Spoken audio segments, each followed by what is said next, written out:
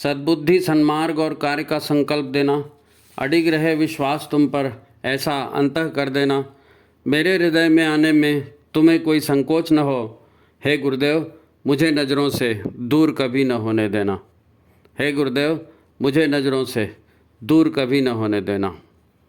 नमस्कार, गायत्री चिंतन धारा के इस नए एपिसोड में सभी का स्वागत है। मित्रों, गायत्री चिंतन धारा का ये प्रवाह हमारे पीड़ा पतन के कारणों का निवारण करने के लिए है। ये निवारण कौन करेगा? निवारण भी हमें ही करना है।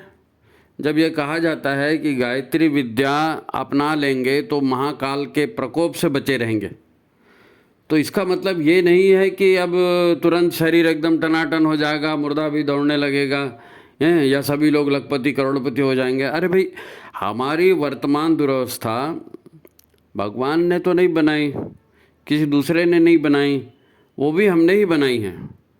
हाँ, ये है कि हमें पता ही नहीं चलता कि ये हमारे साथ क्या हुआ, कैसे हुआ, कब हुआ। अरे देखो, सुरक्षा के उपाय करने चाहिए। लोग पानी गिरता है तो छतरी डालते हैं ना, तो अभी भी दुख मुसीबतें जो हैं इससे बचने के लिए सुरक्षा के उपाय करना चाहिए। महाकाल क्या करने जा रहे हैं इस पर हम आएंगे, परंतु आज हमारे साथ जो हो रहा है उससे कैसे उबरें, ये बात पहले चिंतन की है। तो आज की बात हम यहीं से शुरू करने वाले हैं। पहले अपनी एक छोटी सी बात कर लें। मित्रों, लोगों ने फ़ोन नंबर मांगा था संपर्क के लिए, तो हमने फ़ोन देना शुरू कर दिया नंबर, है नहीं। तो लोगों ने कहा भाई गायत्री चिंतन धारा बड़ी अच्छी लगती है, ये वो सब ठीक है, परंतु अब लोग अपनी अपनी समस्याओं को लेकर फ़ोन करने लगे हैं, परंतु हर बार फ़ोन उठाना जो है ये संभव नहीं होता। इसलिए आपसे निवेदन है कि आप अपने विचारों को, मुद्दों को साफ साफ कर लें और व्हाट्सएप के माध्यम से हमें संपर्क करें। ये जो नंबर दिया है आखिरी में, ये व्हाट्सएप का नंबर है, आप इसमें व्हाट्सएप करिए तो आपको भी सुविधा होगी, हमें भी सुविधा होगी, और महत्वपूर्ण हुआ तो हम फिर आपको स्वयं फ़ोन करके आपसे विचार विमर्श कर लेंगे। तो ठीक है, बात आगे बढ़ाते हैं। हम बात कर रहे थे कि न हमारा शरीर साथ देता है, न लोग साथ देते हैं, है नहीं। आम जीवन में जो है धोखा मिलना आज एक आम बात हो गई है। अच्छा, रोज़ नई समस्याएं पैदा होती है, सुख शांति दुर्लभ हो गई, फलाना ठिकाना, ये सब जगह यही है। तो क्या किया जाए? कभी अपने ढंग से ठीक करने के प्रयत्न करते हैं, सब करते हैं, पर बात नहीं बनती। तो फिर क्या किया जाए? हमें ध्यान देना होगा। गुरुदेव कहते हैं कि असफलता यही दर्शाती है कि सही ढंग से सफलता के लिए प्रयास नहीं किया गया। तो ये सही दिशा को हमको समझना है कि ये सही दिशा क्या है। दूसरा, निराशा भी है। अधिकांश लोग यही मान बैठे हैं कि अब कुछ सुधार नहीं हो सकता, जितने दिन जीना है मज़े कर लो, है ना, फिर तो एक दिन मरना ही है। अब इस ढंग से भी यदि कोई करता है तो इसमें न तो आप आज के दुखों को कम कर पाएंगे, न ही इससे आपका भविष्य बेहतर होगा। ये पलायनवाद है। तो फिर गुरुदेव की बात है कि मनस्थिति बदले तो परिस्थिति बदलेगी। तो हमको इन सब को दुखों को दूर करने के लिए जो बात करनी है वो अपनी मनस्थिति बदलनी है, अपनी धारणाएं बदलनी है, अपने विचार बदलने हैं। हम धारणाएं बदलेंगे तो फिर नए रास्ते पे चलेंगे, तो फिर नया रिजल्ट आएगा, है नहीं। हम पिछले अंकों में देख चुके हैं कि सारा खेल हमारे विचारों और भावनाओं की ऊर्जाओं का है।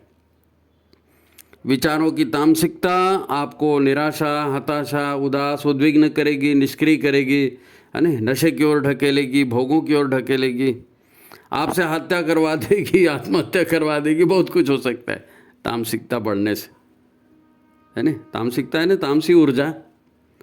तो अपने विचारों के प्रति हमको जो है जागरूक रहना है। विचारों की ऊर्जा बड़ी क्रांतिकारी होती है। जैसा विचार वैसा संसार, है नहीं। तो तामसिक विचार हैं तो आपका संसार भी पूरा तमस से भर जाएगा ना। आप उसी तरह का सोचेंगे, उसी तरह के काम करेंगे, उसी तरह के रिजल्ट आएंगे, उसी तरह की परिस्थितियाँ आएंगी।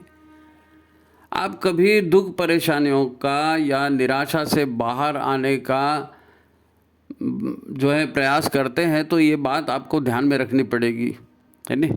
यदि विचार सृजनात्मक हैं, लोक सेवी हैं, सर्वहितकारी हैं, तो तो भगवान भी तो यही चाहते हैं ना कि विचार आपको ज्ञान, विज्ञान, कला, व्यापार, है ना, समाज सेवा, किसी भी क्षेत्र में सक्रिय होने की प्रेरणा देंगे।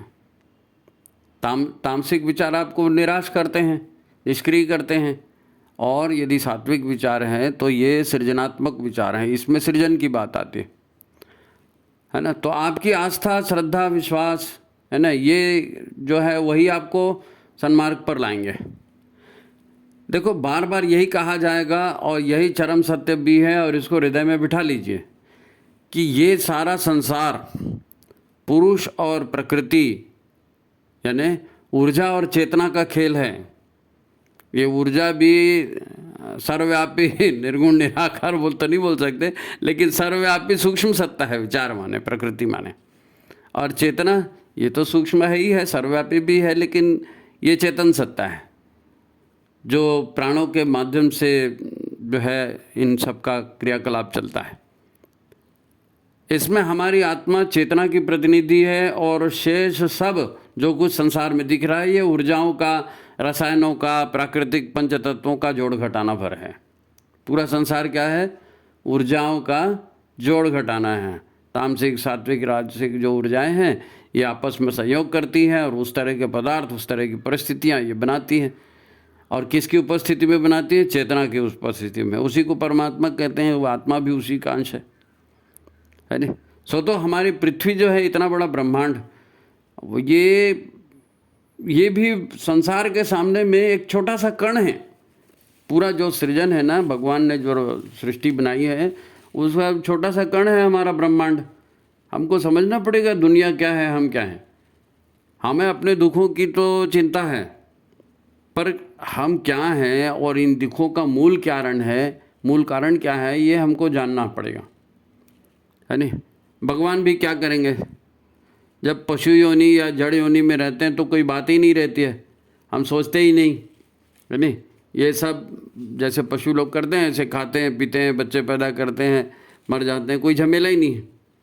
अब हम इंसान हैं, हमारे पास बुद्धि है, तो हम सोच रहे हैं कि दुख क्यों आ रहे हैं, दुख दूर कैसे होंगे।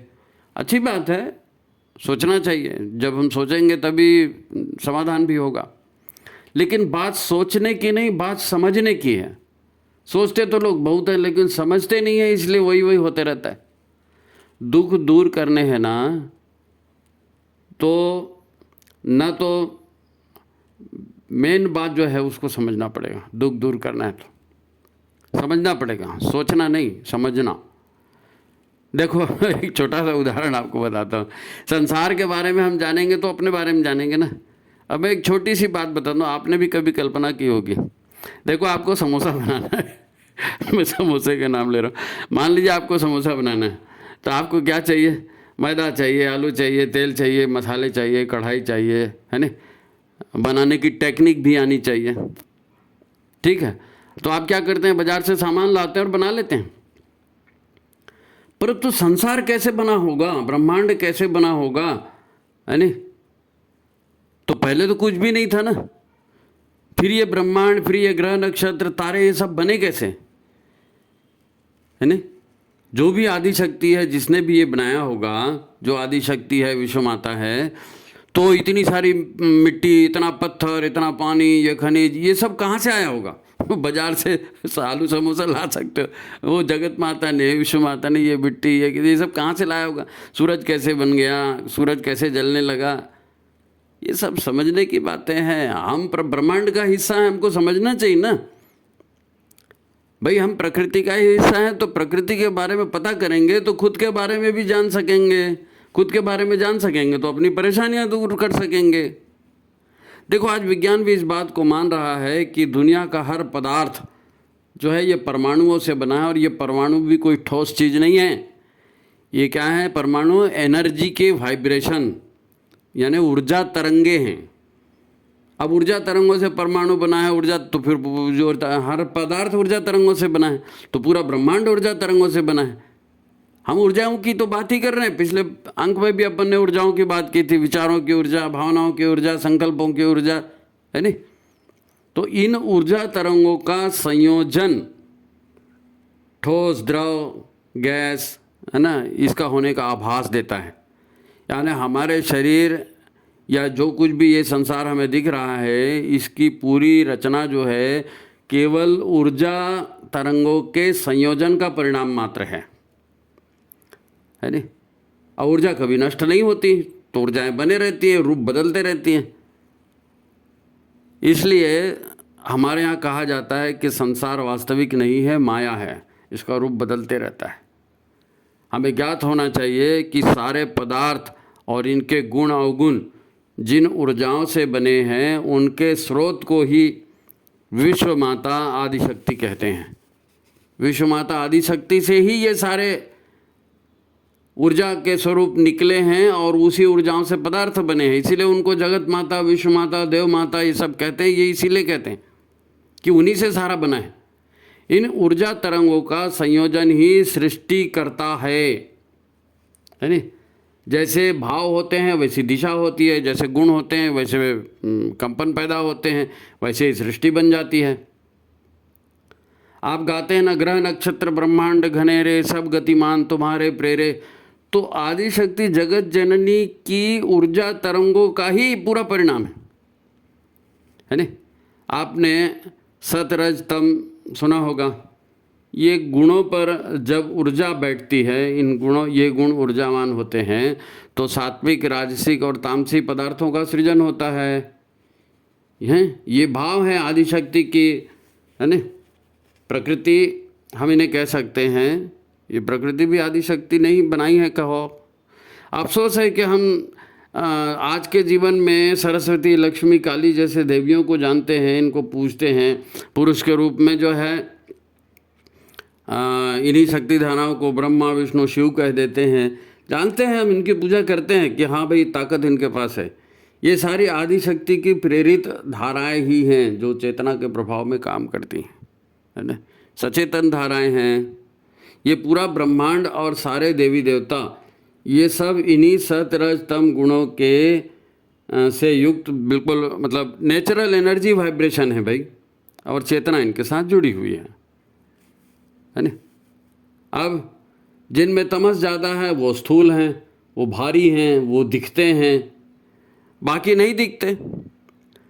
अब नहीं दिखता तो लोग मान लेते हैं कि भैया है ही नहीं, इनकार कर देते हैं। ये उनकी अज्ञानता है। हमें बात समझनी चाहिए। हम जो भी करते हैं वह अच्छा काम है ये सोचकर ही तो करते हैं ना।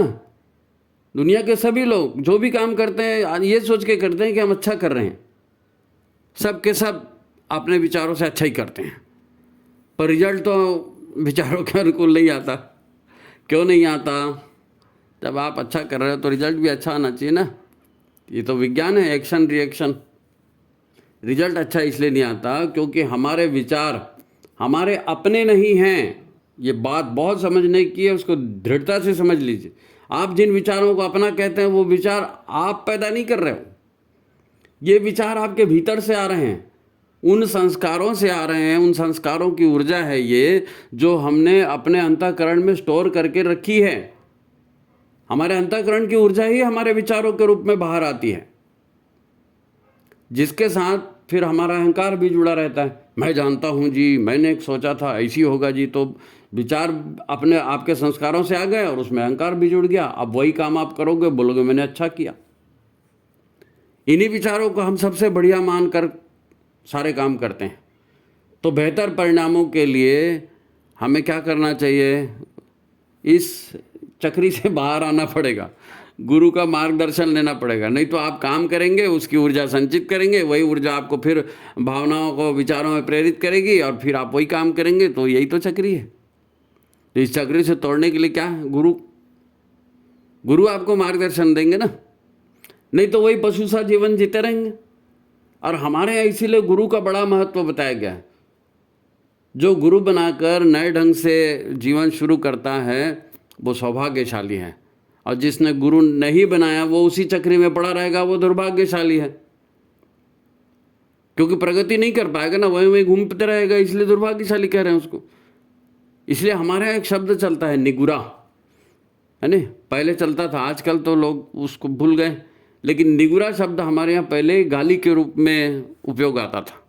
हीन मानते थे निगुरा को, और इसीलिए क्या है, गुरु बनाना बहुत ज़रूरी था। बचपन से ही बालक को जो है गुरु के शरण में भेज दिया जाता था विद्या अध्ययन के लिए, क्योंकि जीवन विद्या सीखना है, जीवन में रहना है तो जीवन विद्या आनी चाहिए, तभी तो सफलता मिलेगी। देखो, हमने गुरु बनाया है तो उनकी एक एक बात को बीज मंत्र की तरह लेना है, नहीं तो फिर गुरु बनाने का मतलब क्या हुआ, है नहीं। हमारे गुरु कहते हैं मनुष्य अकेला पैदा होता है, अकेला मरता है और अकेला ही अपने कर्मों को भोगता है नहीं। तो फिर इससे बचने का सर्वाधिक वैज्ञानिक कार्यक्रम उन्होंने दिया हमारे गुरु ने, उसको कहते हैं विचार क्रांति अभियान। गुरु से जुड़ना मतलब इस विचार क्रांति अभियान से जुड़ना है और अपने वैचारिक क्रांति अपने आप में करनी है। इसीलिए अपने विचारों की समीक्षा स्वतः करने के अलावा हमारे पास कोई विकल्प नहीं है। हमको अपने विचारों की समीक्षा स्वयं करनी पड़ेगी, क्योंकि अहंकार उसमें जुड़ा है ना। मैं सोच रहा हूँ वही ठीक है, नहीं, अब आपको सोचना पड़ेगा कि जो गुरु बता रहे हैं वो ठीक है, मेरा सोचना गलत, गुरु का सोचना सही। इसीलिए तो गुरु बनाया जाता है जी।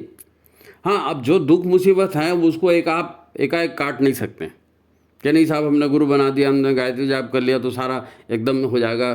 देखो, कांच का गिलास है नहीं, वो तुम्हारे हाथ में था, तुम्हारे हाथ से गिर के टूट गया। अब टूट गया तो इसको बदल नहीं सकते, ये दोबारा जुड़ेगा नहीं। ये क्या है, ये कर्मों का परिणाम, ये प्रारब्ध है। प्रारब्ध तो होना ही है।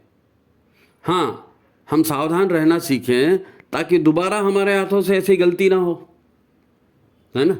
दोबारा वही गलती करेंगे तो ये तो पशु होने का काम, मनुष्य का काम नहीं। तो जागरूक रहना ये जरूरी है नहीं। तो फिर अगर हम ऐसा नहीं करेंगे तो बार बार वही काम करते रहेंगे और फिर पता नहीं मेरे से क्या होता है, पता नहीं मेरे से क्या होता है, भगवान मेरे से नाराज है, हम अपना माथा फोड़ते रहेंगे और बोलेंगे अपनी तकदीर खराब है। तो ये तकदीर वकदीर कोई ख़राब नहीं है, आपके चिंतन, आपके विचारधारा ठीक नहीं है, उसको सुधारना है, गुरु के निर्देशन में जीवन जीना है। हाँ, ये हो सकता है कि क्या करें, कैसा सोचें, कैसी आत्म समीक्षा करें, ये हमको नहीं पता होगा। तो इसके लिए तो हम गुरु बनाते हैं, मार्गदर्शक बनाते हैं ना। तो अच्छे विचार स्थूल या सूक्ष्म मार्गदर्शक सत्ता से आएंगे और हर स्थिति में आएंगे। आप यदि गुरु से जुड़े हैं, उनके प्रति आपकी श्रद्धा है, तो हर स्थिति में गुरु के पास से विचारों की वो संवेदना आपको मिलेगी। यानी महाभारत का युद्ध चल रहा था, कृष्ण जो है, अर्जुन कृष्ण के जो है गुरु भी थे, कृष्ण अर्जुन के गुरु भी थे, है नहीं। तो युद्ध क्षेत्र में भी उन्होंने अर्जुन को बताया कि ये बेटा तुम फंस गए हो, तुमको क्या करना है। तो हमको भी हमारा गुरु ये बताएगा क्या, तुम फंस गए हो, तुमको क्या करना है, उसी के मार्गदर्शन से बचोगे। ऐसा नहीं बच सकते आप, क्योंकि आप अपनी भावनाओं की ऊर्जा से और संस्कारों की ऊर्जा से बंधे हुए हो।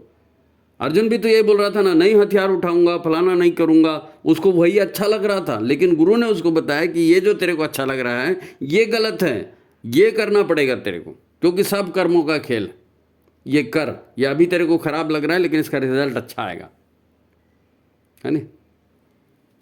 ये सब अपने ऊपर हम लगा लेते हैं, फिर चक्री वही चलते रहती है, इसलिए फिर होता नहीं। लोग क्या करते हैं, गुरु बना लेते हैं, फिर पूजा पाठ करते हैं।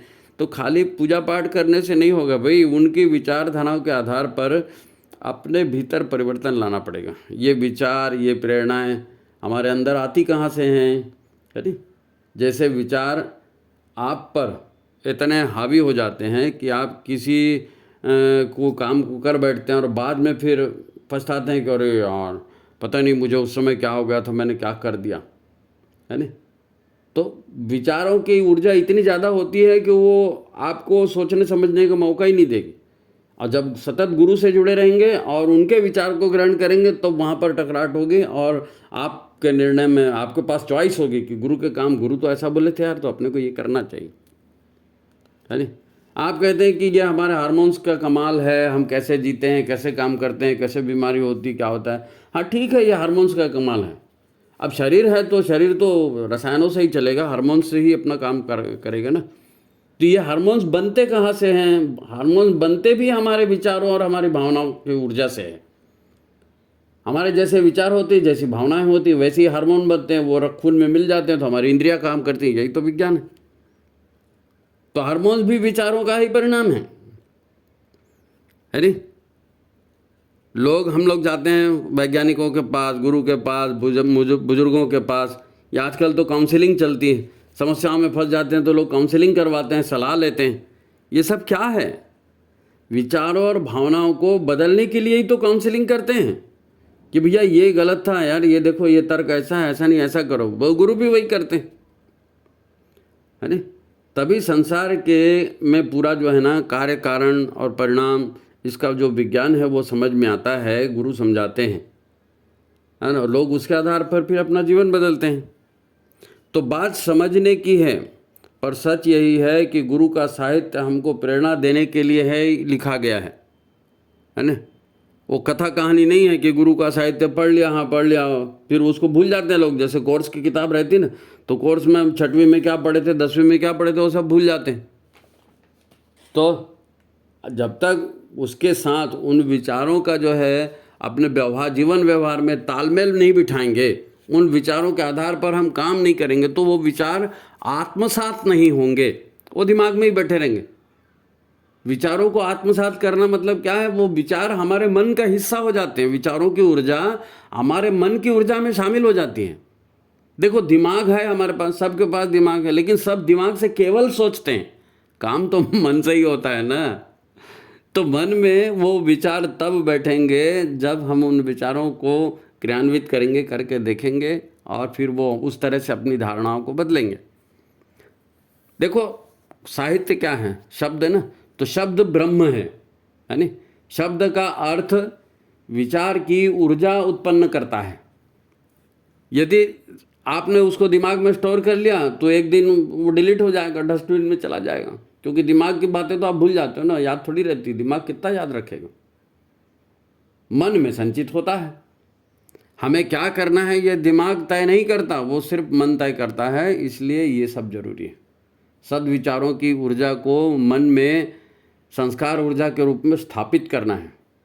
ये मनन और प्रयोगों, परिणामों के विश्लेषण से ही होगा। आपको साहित्य का मनन करना है, घटनाओं का मनन करना है, उस पर चिंतन करके उसको निष्कर्षों को निष्पक्ष निष्कर्ष निकालना है उससे, है नहीं? विश्वास, श्रद्धा, संकल्प, ये जितनी सूक्ष्म शक्तियाँ, ये सभी तभी बल पाती हैं सत्य के आधार पर। सत्य रहेगा तो इनमें बल आएगा। सत्य ही विश्वास का आधार है, श्रद्धा का आधार है, संकल्प का आधार है। तो वो सत्य जो हम आत्मसात कर चुके हैं उसी के आधार पर बनेगा। गुरु वो सत्य देंगे हमको। तो जिस विचार के प्रति आप जागरूक होंगे, उसका सत्य अनुभव करेंगे, वो स्वभाव का अंग बन जाएगा। फिर वैसे ही लोग काम करेंगे। हम सब वैसे ही काम करते हैं, जो स्वभाव का अंग बन जाता है उसके हिसाब से। अब शरीर सुंदर मिल गया आपको, परंतु मन में तामसी संस्कार, तामसी प्रवृत्तियां उछाले मार रही हैं, तो इनसे बुद्धि भी तामसिक हो जाएगी, बुद्धि भी कुटिल हो जाएगी, है ना। इसी के परिणाम तो आज हर घर में देखे जा रहे हैं, है ना। हमारे घरों में वो सास बहू के सीरियल टाइप जितनी भी बातें होती है हमारे आसपास, ये सब क्या है? ये कुटिल बुद्धि का ही परिणाम है, तामसिक बुद्धि का ही परिणाम है, कुटिल मन की ही उपज है। कुटिल मन की ऊर्जाएं आपको वैसा प्रेरित करती हैं, लोग काम करते हैं, है ना।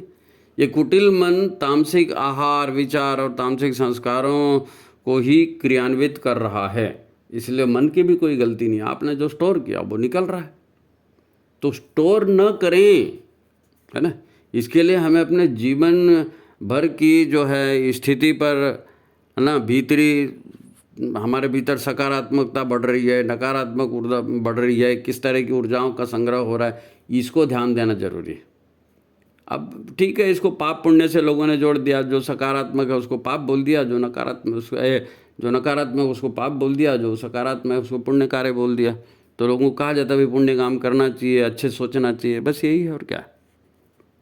हम संसार में जीते हैं, लोगों की बातें और कार्यों का प्रभाव भी जाने अनजाने हमारे ऊपर पड़ते रहता है।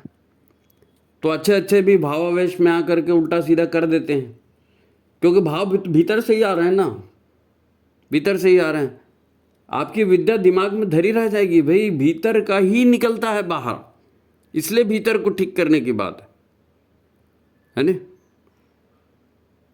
भीतर से ही प्रक्रिया आती।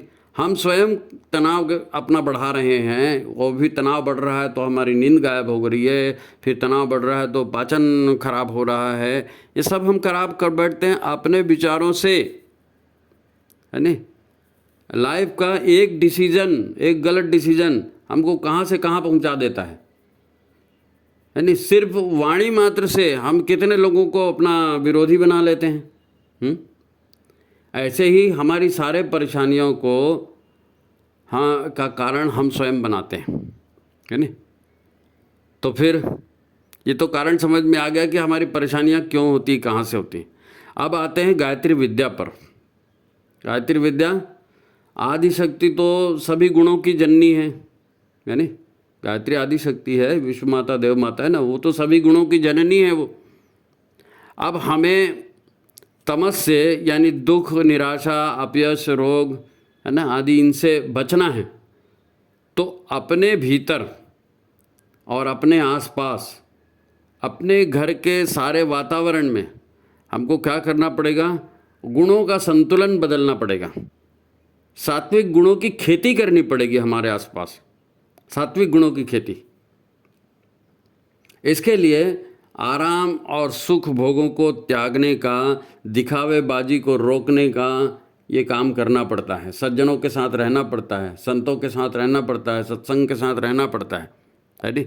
अपने इष्ट आराध्य गुरुदेव से वैचारिक रूप से सतत जुड़े रहने का ही प्रयास हमको करना चाहिए। और साथ ही क्या, अपने स्वभाव की एक एक नकारात्मकता जो हमको समझ में आती कि यार ये मेरे से गलत हो रहा है, तो उसको अपने स्वभाव से छांट छांट कर अलग करना पड़ेगा, छांट छांट अलग करना पड़ेगा, है नहीं। और वो सारी बातें, वो जो अर्थ संयम, विचार संयम, समय संयम, इंद्रिय संयम, ये जितनी बातें जो कही गई हैं गुरुदेव के द्वारा, उसके आधार पर जीना पड़ेगा। स्वतः का दैनिक जीवन व्यवस्थित करना पड़ेगा, तभी इन दुख परेशानियों से बच सकेंगे। तामसिकता कम होगी, सात्विकता बढ़ेगी, तो रिजल्ट भी सात्विक और अच्छे आएंगे, है नहीं। भीतर तमस है तो भोग होंगे, रोग होंगे, झगड़े होंगे, दुश्मन बनेंगे, वही सब होगा जो आपके साथ हो रहा है। आप नहीं चाहते कि होना चाहिए, लेकिन हो रहा है। तो जो भी गायत्री साधनाएं हमें बताई गई हैं वो सारी काहे के लिए हैं, भीतर की सफाई के लिए। नहीं, आप किसी फोटो पे फूल पत्ती चावल चढ़ा रहे हो तो फोटो का कल्याण हो रहा है, ऐसा नहीं है। वो सारी साधनाएं हमको भीतर से बदलने के लिए है, तो हमको सचेत होना है वो करते समय भी। इन्हीं भीतरी परिवर्तनों के लिए प्राणों की शक्ति को बढ़ाने के उपाय इन साधनाओं में भी होते हैं। ये साधनाएं इसीलिए कराई जाती हैं, अंतरंग बदलता है इससे, है ना। तो ये सब जागरूक होकर और सतत श्रम करने पर हो सकेगा, है ना। जिन पिछले संचित दूषित कर्मों की ऊर्जाएं हम अपने भीतर समेटे हुए हैं, वो तो हर हाल में भुगतनी पड़ेगी, क्योंकि आप उसको कलेक्ट कर चुके हो। जो भीतर चला गया, जो गोली छूट गई है, वो तो टारगेट पे लगेगी, है नहीं। तो बुरे जो संस्कार हैं, उसकी ऊर्जा है, वो तो फलित होंगी। हाँ, इस गायत्री विधान पर चलने से भोगों की कठोरता जरूर कम हो जाएगी, है, और नए नए कषाय कल में संग्रहित नहीं होंगे, तो भविष्य अच्छा बन जाएगा। गायत्री विधान या ईश्वरीय विधान पर जागरूक होकर चलने वाला ये सोचकर भी प्रसन्न होता है, चलो एक पाप तो कट गया, यानी कष्ट हो गया, कोई बात नहीं, अंतरंग साफ हो गया। ये सोचना पड़ेगा। इस तरह का विचार करेंगे तभी आगे बढ़ेंगे कि चलो एक पाप कट गया। नहीं, उसने मेरे को मार दिया, वो मेरा दुश्मन, तो बनाते रहो फिर दुश्मनी और लड़ते रहो, करते रहो कोर्ट केस, है नहीं। ईश्वर के या आदि शक्ति की शरण में हम सुरक्षित हैं। धीरे धीरे सारे कषाय कलमश हमारे समाप्त हो जाएंगे। बस ईश्वर और गुरु की कृपा बनी रहे। हम इस तरह के भाव लेकर जीना पड़ेगा। अच्छा, कोई गायत्री का जाप नहीं करता लेकिन चित्त को निर्मल बनाए रखता है, करुणा, सेवा, आंतरिक स्वच्छता बनाए रखता है, सतत जागरूक रहता है नहीं, दुख सुख में समान रहते हुए अपने कर्तव्य को करते जाता है, तो यह भी तो गायत्री विधान पर चलना ही कहलाएगा। गायत्री विधान पर चलना ही कहलाएगा। शबरी कितने दिन इंतजार करती रही जंगल में, और तो कोई पढ़ी लिखी महिला भी नहीं थी, आदिवासी महिला थी, लेकिन ये सारे आंतरिक गुणों को उसने अपनाया, अब उसको भगवान मिले, है नहीं।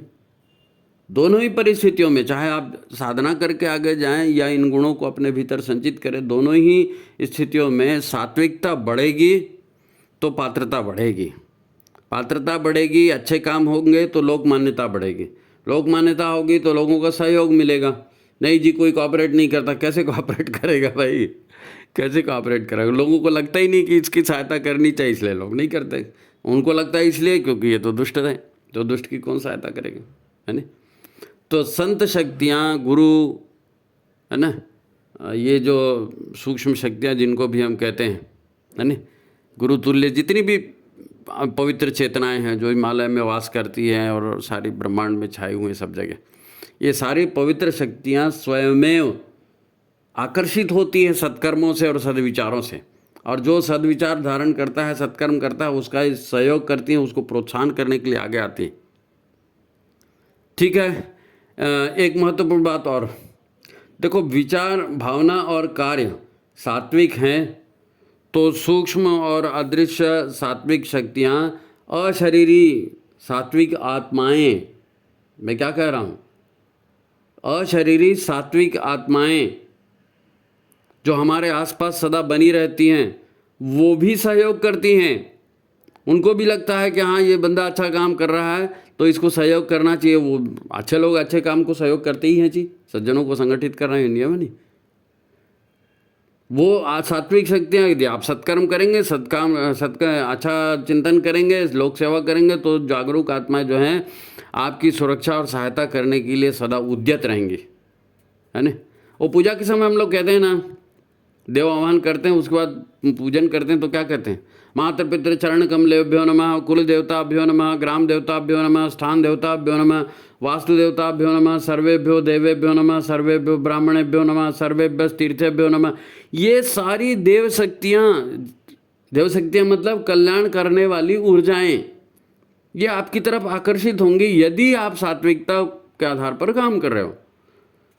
जो अशरीरी आत्माएं हैं, जो पितर हैं, जो आपके पूर्वज हैं, वो भी आपके काम से प्रसन्न होकर के और आपकी सूक्ष्म रूप से आपकी सहायता करने के लिए आएंगे और आते हैं, और इसमें कोई दो मत नहीं है। ये संसार ऐसे नहीं चलता, संसार सारी ऊर्जाओं से चलता है। पहले की ऊर्जाएं, आपके अंदर संचित ऊर्जाएं, आप जो नया काम कर रहे हैं उसकी ऊर्जाएं, इसी से तो संसार चलता है। समझना पड़ेगा हमको, हैं? हाँ, इन शक्तियों को फूल पत्ती चढ़ाकर, चंदन प्रसाद चढ़ाकर आप खुश नहीं कर पाएंगे। इसके लिए जो है आपको सद्भाव और सत्कर्मों की ऊर्जा पर काम करना पड़ेगा, है नी। स्वभाव और सत्कर्मों की ऊर्जा पर काम करना पड़ेगा।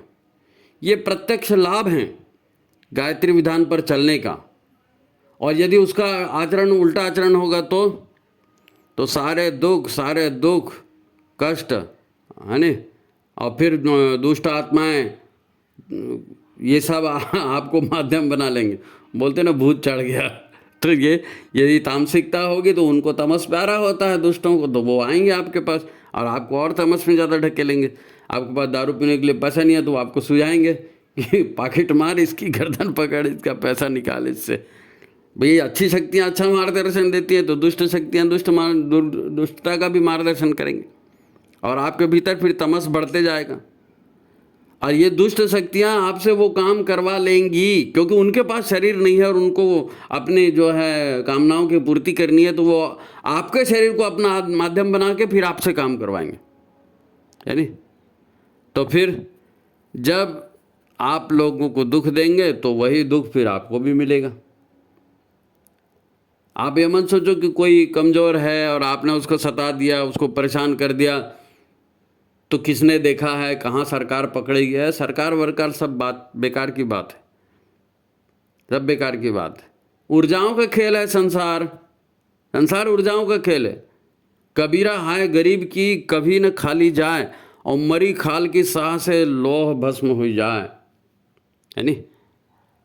मरी खाल की सांस से लोह भस्म हो जाए। आज ये जितने भूकंप वगैरह आ रहे हैं, है ना, जितनी बाढ़ और दुकाल आ रहे हैं, तो इसके पीछे भी सर्च हुई है, शोध हुई है ना। पेन वेव्स कहते हैं, पेन वेव्स मतलब ये जो प्राणी है जिसकी हत्या की जाती है, जिसको मारा जाता है, तो अब वो तो मूक प्राणी है ना, लेकिन दर्द तो उसको होता है और दर्द में ऊर्जा है। और दर्द की ऊर्जा को पेन वेव्स कहा गया। ये पेन वेव्स सारी इकट्ठी होती हैं और पेन वेव्स इकट्ठी होकर फिर कहाँ जहाँ उनका जोर लग जाता है वहाँ भूकंप आते हैं। ये रिसर्च है, बाकायदा रशियन साइंटिस्ट ने इस तरह की रिसर्च की है।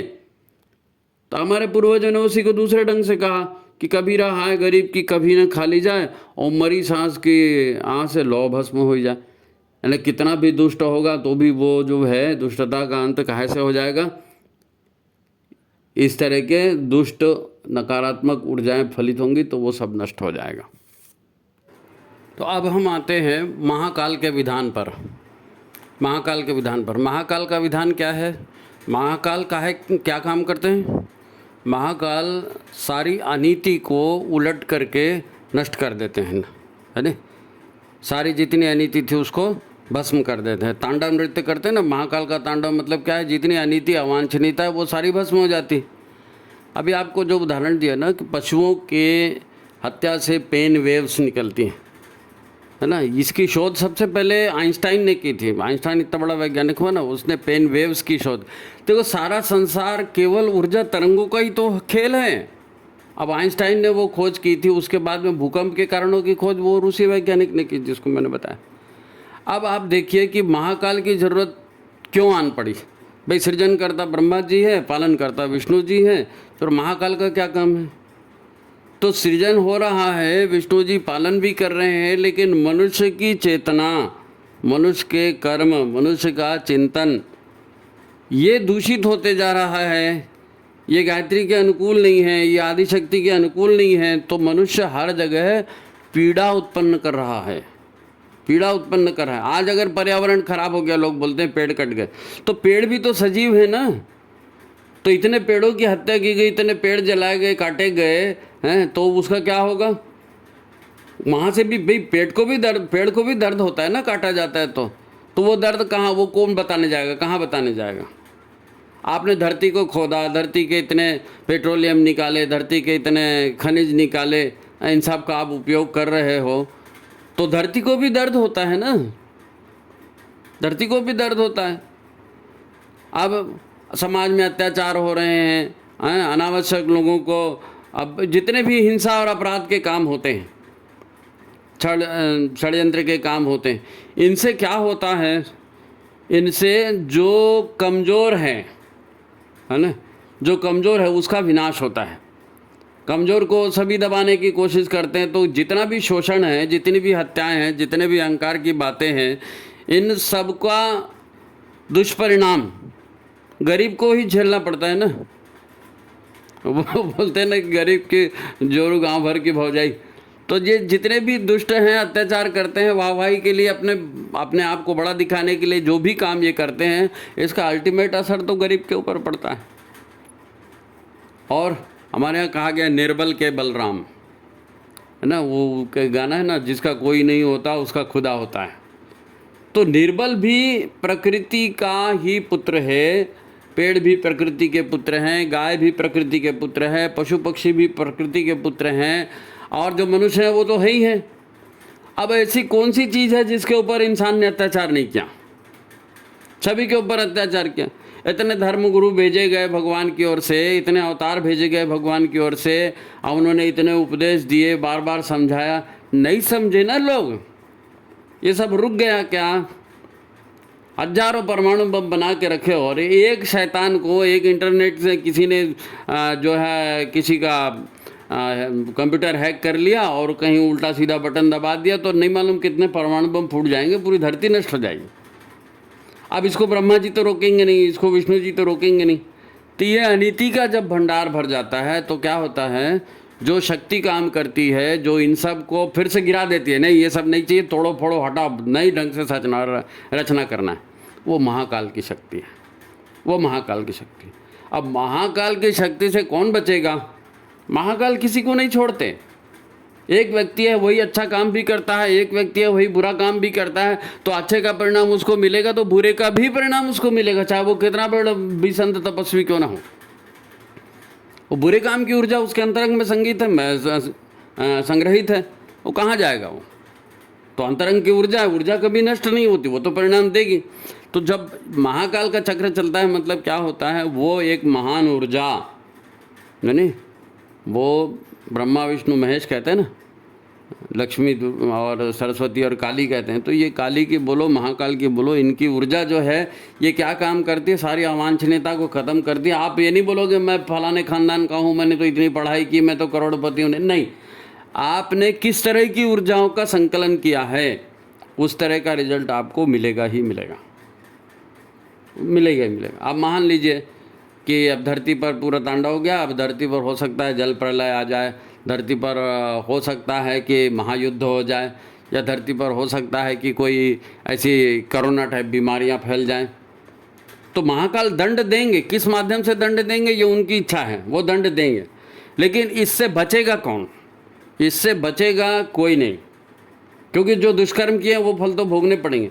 लेकिन भोग लेने के बाद यदि आपके भीतर में संचित ऊर्जाएं अच्छी हैं, पॉजिटिव ऊर्जाओं का संचयन है, पुण्य कर्मों का संचयन है, तो सृजन तो फिर होगा ना। तो सृजन में फिर आपको प्रायोरिटी मिलेगी, सृजन में फिर आपको प्रायोरिटी मिलेगी। आप समझे बात? महाकाल क्या करते हैं? महाकाल संपूर्ण विनाश करते हैं, लेकिन ब्रह्मा जी फिर सृजन तो करेंगे। तो फिर आप चूंकि अच्छे हैं इसलिए आपको अच्छी योनि मिलेगी, अच्छे योनि में आपका जन्म होगा, मनुष्य योनि में, ब्राह्मण कुल में, और विद्या अध्ययन करने वाले कुल में, और सत्कर्मों के कुल में आपका जन्म होगा। देखो, चेतना ऐसा नहीं है कि आप हॉस्पिटल में पैदा हुए और मरघट में मर गए ना। चेतना की अनंत यात्रा है ये। हमने अपने साथ अपने विचारों से, है ना, अपने कर्मों से, अपने संस्कारों से कारण शरीर का गठन किया है। ये कारण शरीर इसी से सूक्ष्म शरीर बना है। अब यही सूक्ष्म शरीर स्थूल शरीर धारण करता है और आपसे कर्म करवाता है। तो ये पूरा बंधा हुआ लिंक है, ये पूरा बंधा हुआ लिंक है। और यदि आपकी चेतना में ये सारी दुष्प्रवृत्तियाँ नष्ट हो जाएंगी और सत्प्रवृत्तियाँ आ जाएंगी, तो फिर क्या होगा? तो महाकाल के प्रकोप से आप बच जाएंगे, क्योंकि आपको फिर नया जन्म तो मिलने वाला है ना। केवल शरीर ही तो नष्ट हो रहा है, तो शरीर फिर मिल जाएगा। लेकिन जो दुष्ट हैं, जो तामसी हैं, जिनमें तामस कूट कूट कर भरा है, उनको तो फिर जड़ योनियों में जाना पड़ेगा, पशु योनियों में जाना पड़ेगा, क्योंकि ख़त्म तो स्थूल शरीर तो सभी का ख़त्म हो रहा है ना। तो नया शरीर धारण काहे के लिए करोगे? जब आपके पास हिंसा ही हिंसा है तो बन जाओ सांप बिच्छू, है, शेर भालू बन जाओ। तो ये विधान है। महाकाल के शरण में जाने से क्या है भाई, आपकी वो सभी का खराब हो गया ना, बुलडोजर चल गया सबके ऊपर में। लेकिन फिर से आप चूँकि अच्छे थे, आपके पास कागजात हैं कि हाँ भाई सर्टिफिकेट है कि हमारे पास ये था, तो नव निर्माण में आपको प्रायोरिटी मिल जाएगी। महाकाल के शरण में जाना ये है। तो फिर गायत्री का विधान परमात्मा का विधान है, ईश्वर के नियमों पर चलना है। अगर ईश्वर के नियमों पर नहीं चलेंगे तो फिर ईश्वर के अनुसार आपको परिणाम भी मिलेगा। ईश्वर का काम कौन करती है? प्रकृति करती है, प्रकृति दंड देती है। तो चलो आज की बात यहीं समाप्त, लंबा विषय है, इसको अपन समाप्त करेंगे। ये सारी समझने की चीज़ें हैं, आप इनका अध्ययन करिए, बार बार समझिए इसको, क्योंकि आप साहित्य पढ़ने का तो किसी के पास समय होता नहीं ना। तो गायत्री चिंतन धारा, गुरुदेव ने जो विचारधारा फैलाई है, उस विचारधारा को हम समझेंगे कैसे?